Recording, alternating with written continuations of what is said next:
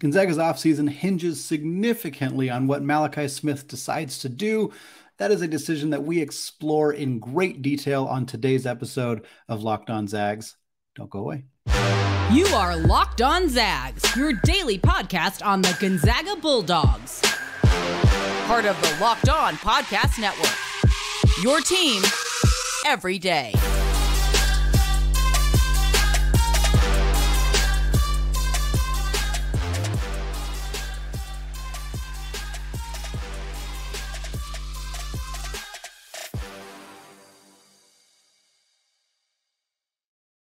What is going on, y'all? Welcome to the Locked On Zags podcast, part of the Locked On Podcast Network, your team every day. I'm your host and longtime Gonzaga podcaster, Andy Patton, here to bring you news and updates on all things Zag athletics. Today's episode of the Locked On Zags podcast is brought to you by Bird Dogs. Go to birddogs.com/LockedOnCollege now. And when you enter the promo code LockedOnCollege, they will throw in a free custom Bird Dogs Yeti style tumbler with every single order. All right, it is a Malachi Smith type of day here on the Locked On Zags podcast. We are first going to discuss what Smith staying at Gonzaga would mean for the Bulldogs as we await his official decision. In the second segment, we're going to talk about what it means if he does decide to stay in the professional route. Do the Zags need to make an addition? What could the roster look like with or without a new player there? And we're going to close out the show talking about the three Zags who participated in the G League this past season, how they did, what their numbers were, and what that means for their potential NBA aspirations going forward. Wrapping us up here for the week, as the next two shows after today are pre-recorded interviews that you all are going to love, as I'm out of town for Memorial Day weekend. So some fantastic stuff coming your way here on Locked On Zags. But we start with our conversation about Mr. Malachi Smith. We did an episode similar to this with Anton Watson a few weeks ago. You everyday listeners will recall this conversation. Instead of focusing on what it would mean for Smith to declare for the NBA draft or to stay in the NBA draft process versus coming back to school, I want to focus on what it would mean for the university, for Mark Few, for the staff. And we'll start here by talking about what it means if Malachi Smith were to come back. On the impression that I'm getting right now, I want to be clear. I've tried to kind of give my best guesses with Watson and Smith throughout this process. We're less than a week away from when they're going to officially have to make that decision. So we're very close to the finish line there. But I've been under the assumption that Malachi Smith is more likely to leave than to stay. That is what I have gathered from intel, from sources. Nobody's really 100%. Nobody has said anything definitively because I don't think anybody knows definitively. I'm saying this to say that if Smith were to return, it would not shock me. I just think it's more likely that he's not going to be on Gonzaga's roster next season. Now, he did not participate in the Portsmouth Invitational, the G League Combine, the NBA Draft Combine. The odds of him being an NBA player next year, I think, are fairly slim.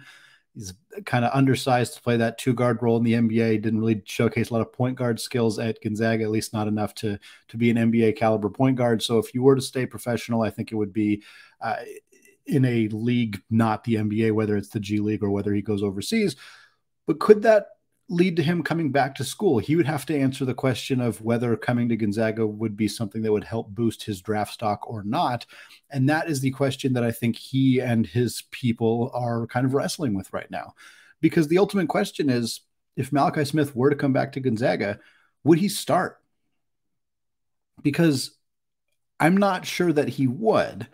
But I'm also not sure if Malachi Smith returned to Gonzaga that he would do so unless he felt confident that he would start. Let me put it this way. Right now, if I were projecting lineups, I think I would project Malachi Smith into another sixth man role similar to the role that he had last year.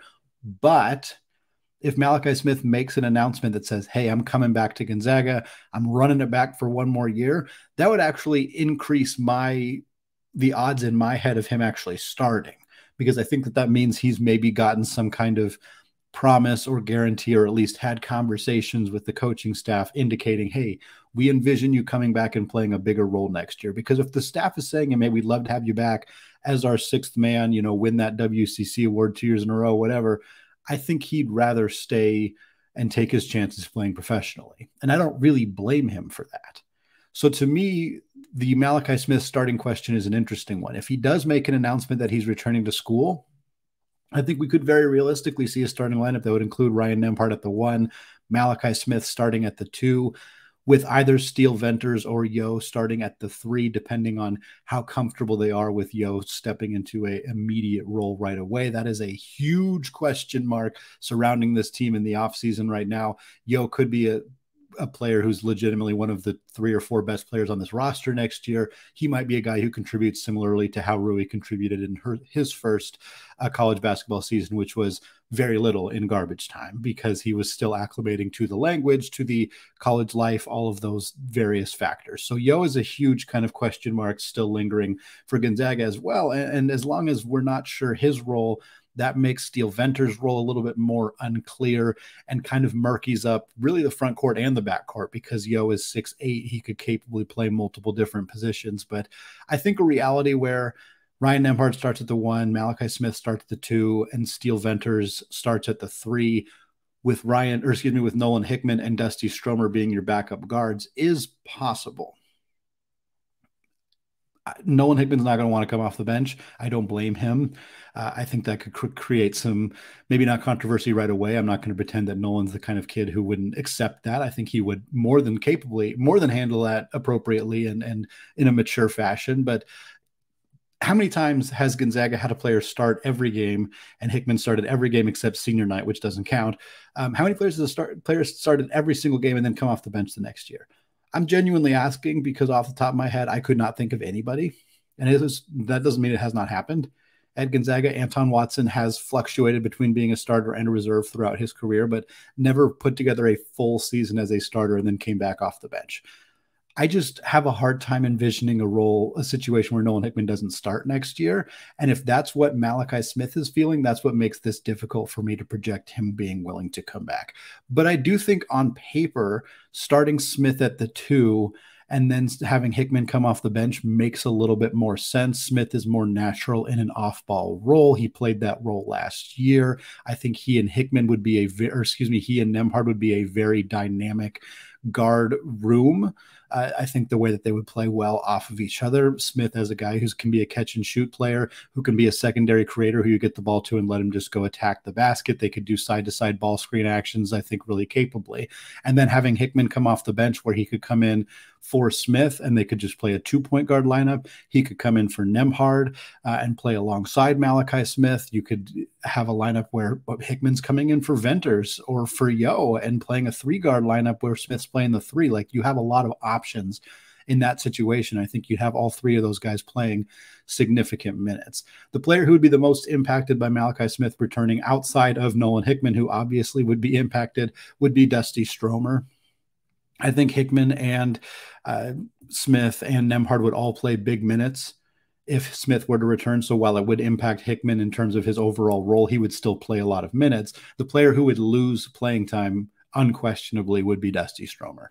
And I'm not sure that's necessarily that bad of a thing. Again, I can't say I've capably scouted Dusty Stromer enough to know how he would immediately acclimate at Gonzaga. We've seen players step up and play big roles as freshmen right away who maybe even weren't regarded that highly. Corey Kispert was outside the top 125. He played big minutes as a freshman, whereas we've seen players with much higher rankings like Hunter Salas who come in and don't play, or Dominic Harris or Julian Strother. All those guys were higher regarded in their recruiting class than Corey Kispert. They didn't play as much as freshmen. So it just depends.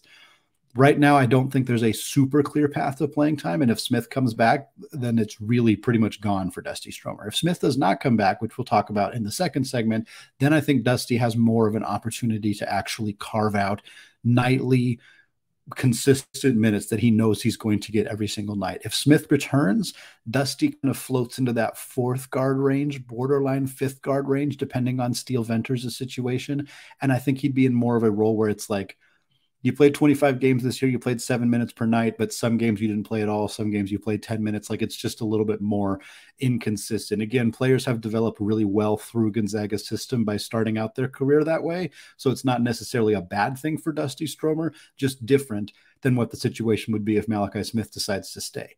Which is what I want to talk about going forward. What happens if Malachi Smith does say, hey, I'm done with college basketball, I'm going the professional route? What does it mean for him? And what does it mean for Gonzaga? Do they then look to add a guard in the transfer portal? Let's discuss all of that coming up after a word from today's sponsor, Bird Dogs.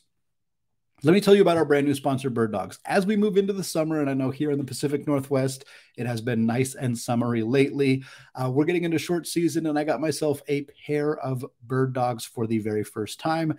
And look, this is the most comfortable pair of shorts that I have ever worn. I actually look forward to getting to throw these on every single day. The stretchy fabric is so comfortable. They're much more comfortable than my other shorts, than my other pairs of pants, and they work in all sorts of different environments.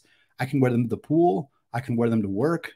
I can wear them to my home office here. I can wear them on a date. I could wear just about anywhere. These shorts definitely are applicable. They're super practical. They have this nice cooling liner that helps me feel more comfortable, especially if I'm sitting in here recording back to back, sometimes podcasts for you all, as I am right now, before heading out on vacation. So they help me feel cooler. They help me focus more on the show. And if you want to feel the same way, then you just got to go to birddogs.com/lockedoncollege. And when you enter the promo code LockedOnCollege, they will throw in a free custom Bird Dogs Yeti style tumbler with every single order. Bird Dogs, a proud sponsor of the Locked On Podcast Network. All right, segment 2, still any patents, still Locked On Zags. Want to thank all of you for making Locked On Zags your first listen or your first watch of the day. Everydayers, we got fantastic stuff coming your way this week. As I said, I'm about to head out on vacation, but scheduled in your feed, ready to go live on Thursday and Friday are a pair of interviews. One of them all about Ryan Nembhard, all about UConn, the Big East, a very fun conversation talking about that upcoming matchup with UConn and what Ryan Nembhard brings to the table. Friday, we got an interview with a women's basketball player discussing the 3-on-3 tournament they participated in earlier this summer, or this spring, I should say, as well as the upcoming trip overseas and what this season's going to look like next year. Those are both going to be ready for you Thursday and Friday, so check them out. Again, wherever you get your podcasts, also available on YouTube as well. But we began the show talking about Malachi Smith and what it would mean for the Gonzaga Bulldogs if he were to return to school for his 6th year of college basketball and his final year of eligibility. Now in the second segment here, I want to focus on what it would mean for Gonzaga if Malachi Smith were to leave. And we'll touch briefly on what it means for Malachi. Again, I don't see him being a player who's selected in the NBA draft. Maybe he'll get a look. I think he'll probably get a summer league look. A lot of players end up getting looks in the summer league. Maybe if he plays well there, he could parlay that into a G League or a two-way contract, an opportunity to play in the G League, maybe get some looks in the NBA. But that's probably about the ceiling that I envision for Malachi Smith. I think more than likely he ends up either playing full-time in the G League if that's what he wants to do, or perhaps looking overseas to play perhaps in the Euro League, or there's tons of other really excellent leagues over there. We'll have an update on some of our other former Zags in the NBA, or former Zags, and what they've been up to. You know, Jeremy Jones, Jonathan Williams playing together in in Japan this last year. Kyle Wilcher's been killing it in China. Kevin Pangos playing in Italy. Nigel Williams-Goss just won himself a championship. All sorts of fun updates from our former Zags, and I could see Malachi Smith joining that group and being a guy who has a very productive overseas career. And again, I think for him, the assessment is maybe I'm not an NBA player right now, but is returning to Gonzaga going to get me there? And I think it's fair for him to have serious questions about that, especially if his role is not going to be improved at Gonzaga. So what does this mean for the Zags if Malachi Smith is out the door? Well, Ryan Nembhard and Nolan Hickman are still your starters. I think that Smith returning does put that in a little bit more flux of whether Hickman would actually end up coming off the bench or whether Smith would then return in a bench role. It's kind of hard to say, but if Smith is gone, then Nembhard's the 1 and Hickman is the 2.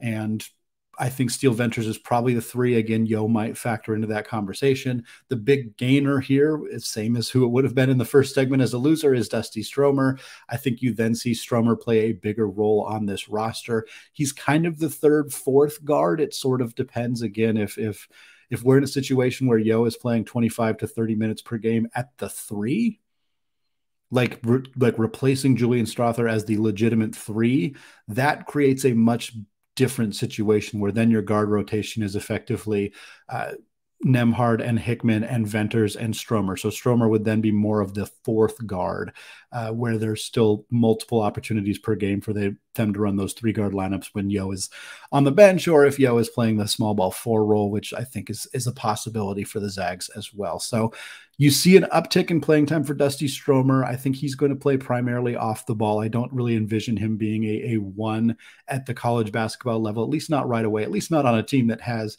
both Hickman and Nembhard on it. And I think those guys could both conceivably be here for the next couple of years, which probably limits Stromer to being primarily off the ball. At 6'6", I think he's probably more of an off-ball guard anyway, more similarly sized to Steele Venters than he is to the other point guards on the roster. But that's kind of what I envision. I think the big questions for Gonzaga surround whether Dusty Stromer is ready to play a legitimate role right away. And if he's not, then if Yo is ready to play a role right away and Venters can play more of the two-guard role, maybe a little bit less of his minutes come at the three, that would create a situation where Stromer wouldn't necessarily have to play big minutes, and the Zags would still be perfectly content. And look, if Yo's ready to play 25, 30 minutes a night, Stromer's ready to play in a smaller ball or a small role, 10-ish, 12 minutes per game on a regular basis, you may not need to make an addition in the transfer portal. And for you everyday listeners, you know that we've been talking a lot about players the Zags could add in the transfer portal. And one of the conversations we frequently come to when we're talking about backcourt players is whether they would be willing to come to Gonzaga without knowing what's happening with Malachi Smith. And as you can imagine, a lot of the players probably don't want to come to Gonzaga unless they know that Smith is gone. And frankly, if you look at Gonzaga's roster, even without Malachi Smith, there's no guarantee that playing time is available there. If Yo is not ready, again, if Yo is going to be more like freshman year Rui, where he's only playing garbage time and he's a little out of control and he's still kind of learning how to adjust to the Gonzaga offense and the style in college basketball, all that stuff, if that's where Yo is, and you have Venters playing the majority of the minutes at the three, then yeah, I think you maybe do consider adding a guard in the transfer portal. Again, if you think Stromer is going to give you 20 plus minutes a night and he's going to be really good on both ends of the floor, great. That would be awesome if that's who Dusty Stromer is right away. But if not, and you can go find a fourth guard, and Gonzaga loves this fourth guard market. The fourth guard transfer portal market is an area of massive success for Gonzaga. Aaron Cook was added with this specific role in mind. Gino Crandall was added with this specific role in mind. Gonzaga can find these guys. They've done it in the past. They can do it again. Malachi Smith was not a fourth guard. Obviously, he ended up playing a bigger role, but a player like Malachi Smith, a veteran guy, many years of experience at the college level, big, physical, can handle the physicality in the WCC, doesn't need to play point guard, can play more off the ball, gives you a lot on the defensive end of the floor. That is a great addition for Gonzaga to make. Because right now the guard rotation doesn't impress me all that much defensively. And if you can add in a fourth guard, especially without Malachi Smith, you can add in a guy who kind of replicates that. It doesn't necessarily need to be as high level of a scorer, but a guy who can come in and play good on-ball defense and wrestle the ball away from guys and hit open shots and do that. Like, I think there's an absolute use for a player like that on this roster. They have to find somebody willing to do that, whether it's a veteran guy who wants to get a chance to play for a national championship in his final year of college eligibility, whether it's a younger guy who wants to come in and play a smaller role and then kind of grow and develop within the program. That's a little bit harder to do because, again, neither Ryan Nembhard or Nolan Hickman are necessarily going to be gone after this next year. Same with Dusty Stromer.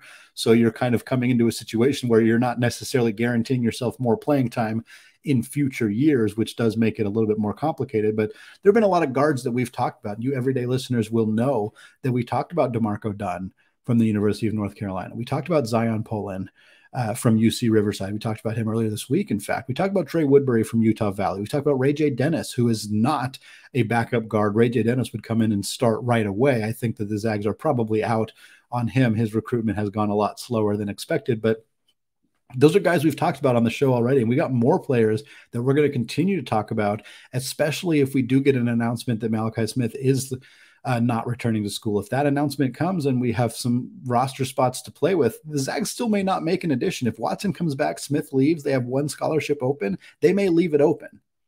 In fact, I wouldn't be shocked if they did. But if they do want to explore the transfer portal, they want to find another guard to add into that room, they feel more comfortable having somebody with experience. We got plenty more guys we can talk about, whether it's Jalen Carey at Rhode Island, whether it's Alan Flanagan out of Auburn, Cam Spencer out of Rutgers, I think fairly unlikely addition there. He's a big time name, but there are plenty of other players. PJ Fuller out of Washington. Like there are a lot of guys out there that could conceivably fit a role at Gonzaga next year if Malachi Smith decides not to come back. And we will have them all covered on the Locked On Zags podcast. I love doing these transfer portal targets, so we're going to continue to look at them as we get further into the offseason, especially after we know what is going to happen with both Watson and Smith. All right, well, we're going to close out the show taking a look at the 3 former Zags who played in the G League this past season, how they did, what their stats were, whether we think this is going to help them make the NBA, all coming up right after this.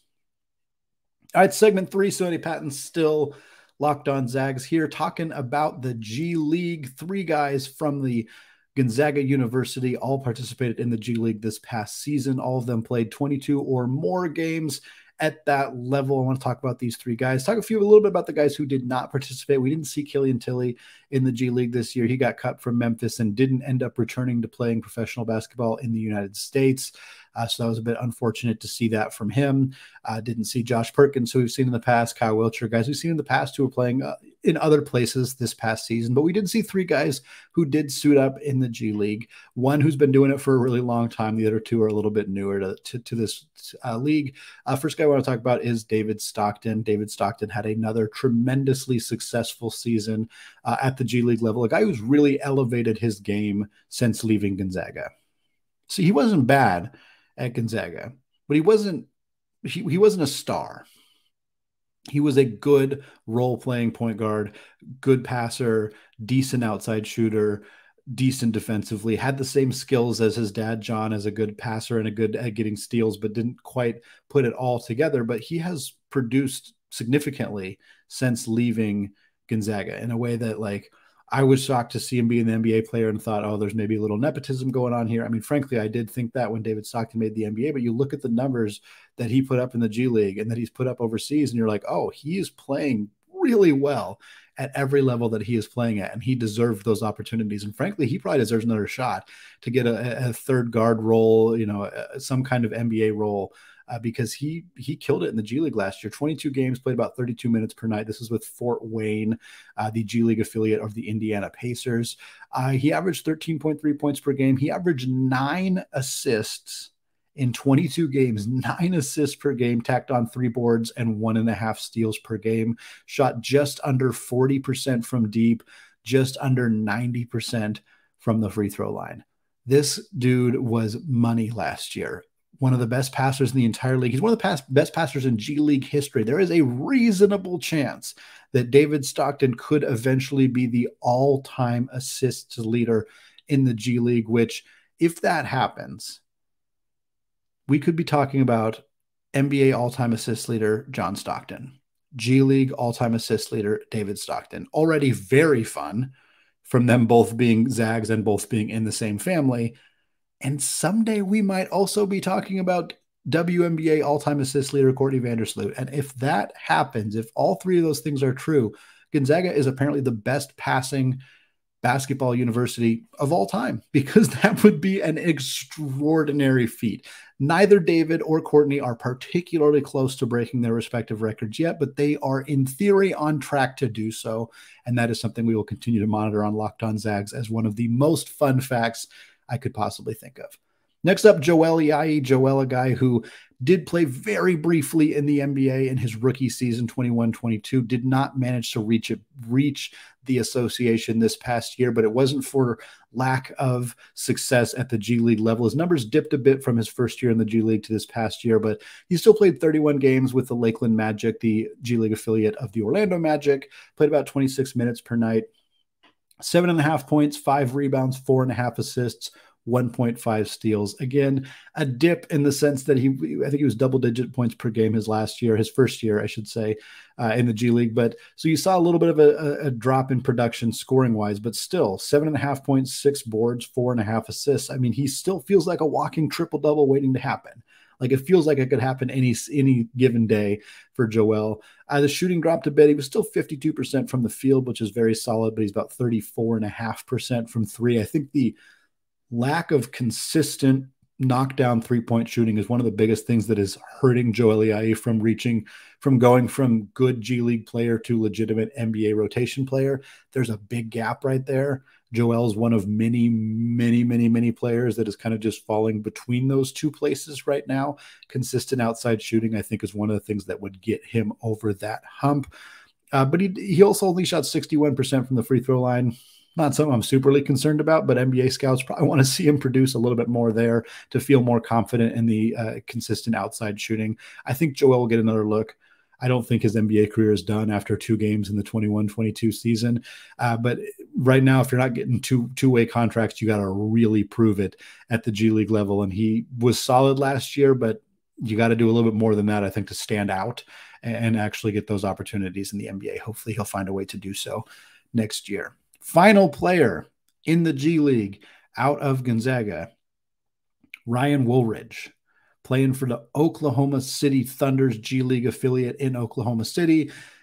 Woolridge played 22 games last year, played about 19 minutes per night, a little less than the other two guys. Still very productive, though. 7 points per game, 4 rebounds per game, 2.5 assists, and 1.5 steals.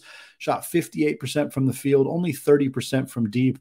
One of my favorite talking points on this podcast, I know some of you everyday listeners are already rolling your eyes a little bit, is about Ryan Woolridge and how he dramatically improved his three-point percentage from his final year with the Mean Green at North Texas to his first year at Gonzaga, and how Gonzaga can kind of sell, hey, you come to our system, you play a role where you're not the focal point offensively, you have less defensive pressure on you, and you're able to improve your efficiency. And Ryan Woolridge is kind of the catalyst for that, a player who really demonstrated that you're able to do that in a system like Gonzaga's. And seeing the three-point percentage kind of drop back down to earth for him at the G League level is a little bit unfortunate. He's also had some highlight reel dunks, some like really tremendous plays that we have seen from him with that Oklahoma City team. And while I'm not sure that there's an NBA career here for Woolridge, you never know. Maybe he gets a 10-day, maybe he gets a chance to prove himself at that level. But I think it's cool to see him still playing here in the States and still having a ton of success and getting to be relatively close to home,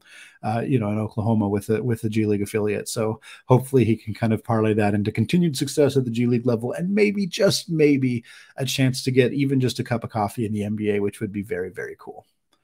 All right, that is going to do it for us today. Again, we're going to continue to talk about players overseas, players, non-NBA Zags, what they're doing professionally. It's one of my favorite things to get a chance to cover over the offseason. And today felt like a good opportunity to sneak in some of that G League coverage with those 3 guys, but we'll continue to keep you posted on those guys and various other pro Zags as they continue their professional basketball playing careers right here on the Locked On Zags podcast, available wherever you get your podcasts, and of course available on YouTube as well. Go hit that subscribe button if you have not done so yet. Thank you all for listening. I know it's the middle of the week, but I sincerely hope you all enjoy your Memorial Day weekend for those of you out doing something fun. And go Zags.